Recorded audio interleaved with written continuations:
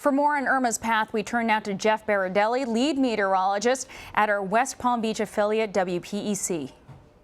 Here's the latest update on Hurricane Irma. The winds are down from 175 to 165. It is lashing the Turks and Caicos Islands on the way to the southeast Bahamas. It's becoming more and more likely that this will be a direct impact and almost a worst case scenario for South Florida. We have warnings and watches from coast to coast, from Miami all the way up to Vero Beach, west towards Sarasota, down towards Naples and the Florida Keys as well. The system's going to be moving in later Saturday and into Sunday. Right now, the wind's 165. It's moving to the west-northwest.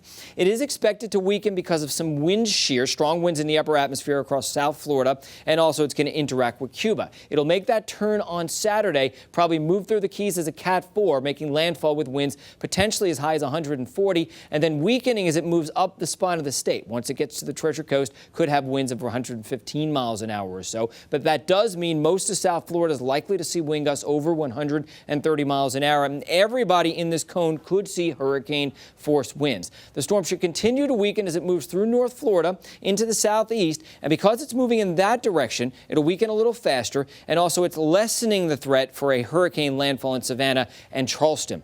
Here are your computer models, and basically what they say is, well, it looks like probably the eastern half or central part of Florida and then up into the southeast, just like the National Hurricane Center forecast. All right, let's talk about wind gusts and when the wind's really going to pick up in South Florida. It's going to start to become dangerous Sunday morning, early in the morning. Key Largo wind gusts over 100 miles an hour, and those hurricane force winds making their way up the coast. These are gusts, but you can see Miami Sunday 8 a.m. 114 miles an hour.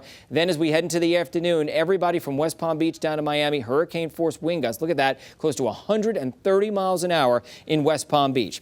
Then as we head into Monday morning, the storm moves up the coast, and we're talking hurricane force winds near Jacksonville, Orlando, and also into Cape Canaveral. The bottom line here is a very dangerous situation is underway in South Florida, and everybody needs to take it extraordinarily seriously.